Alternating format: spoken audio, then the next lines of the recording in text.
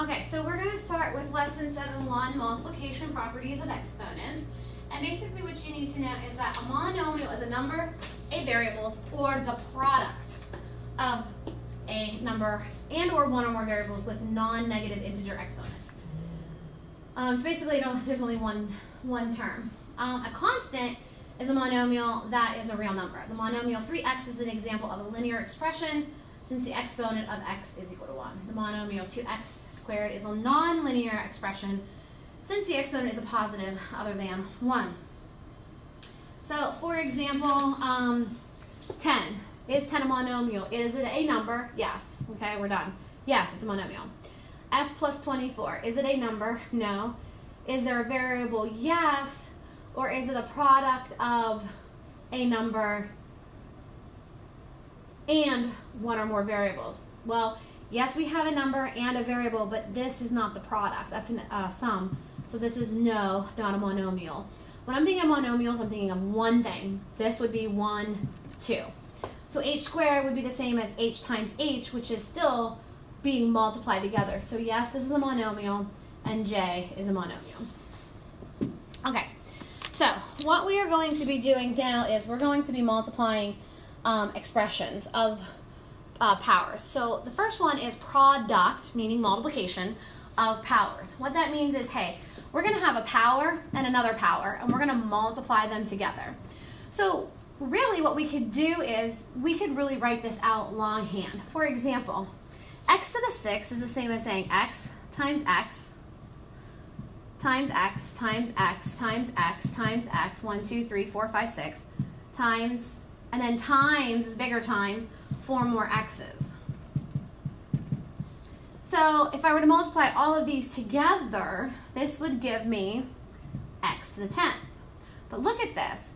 What this is saying is, a little quick shortcut is, hey, if we have the bases that are the same, so b, we just take the exponents and we add them together. So I could have easily just said that this has the same base, so x, add the exponents, and I got 10. So x to the 10 instead of doing it longhand.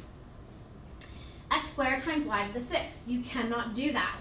So you would just have to leave it as x squared y to the 6 because x and y aren't the same, so you cannot add them. So base is the same, which gave us the base here. So that says, okay, 4 plus x equals 12. Well, how do you solve for x then? Subtract 4, subtract 4. I know some of you could probably get this in your head, and that's perfectly fine. I just wanted to show you the steps. So x equals 8 for that one. All right, so power of a power. So we have a power, and then we're going to raise that power to a higher power. So I have something and I want to raise it to a higher power. We're going to multiply. So I want to multiply the powers or the exponents.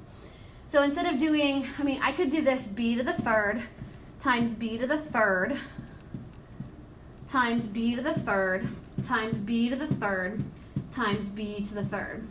Because remember, this 5 tells me how many of b cubes I have. And I have 1, 2, 3, 4, 5 of them. And then I would have to, now, because I'm multiplying them all the same, add the exponent.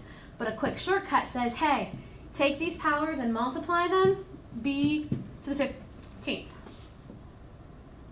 So g to the 6th to the 7th, multiply those, g to the 42nd.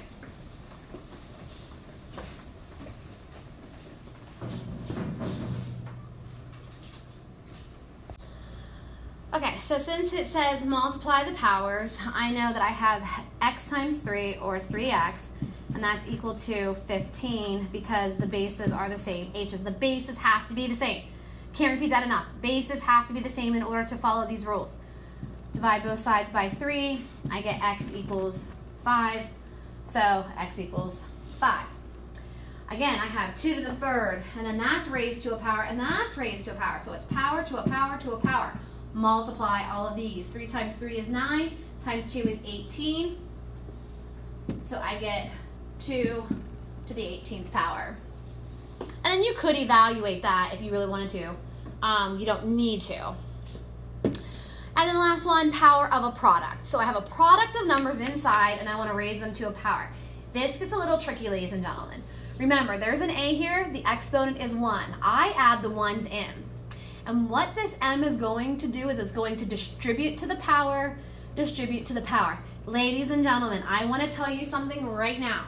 If I have something like this, raised to a power, which you will be getting into much, much later, but you will get to it by the end of this year, you cannot do it this way because of that addition.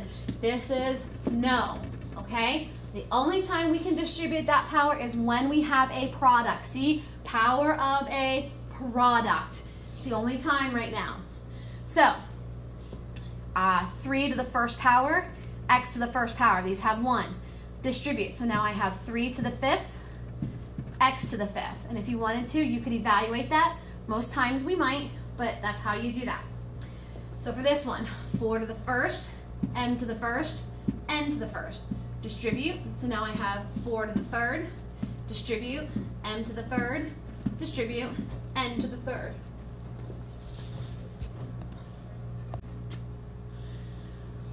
So 4 to the third would be 64m cubed n cubed. And then the last one, express the area of a circle as a monomial. So the area of a circle is pi r squared. So then we have a equals, we're going to leave pi there. You could substitute 3.14 in, but we're going to leave pi in our problem for right now. And then this is 2xy squared. And then that gets squared.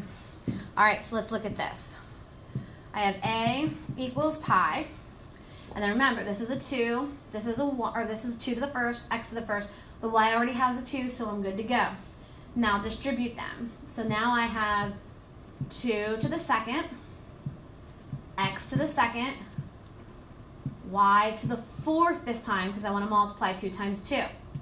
Now let's simplify this even further. Okay, so 2 squared is 4 pi, because I would, if that was a number, I don't want it to be a number yet. I can make it a number, I don't want to. So 4 pi and then x squared, y to the fourth, and that is your monomial.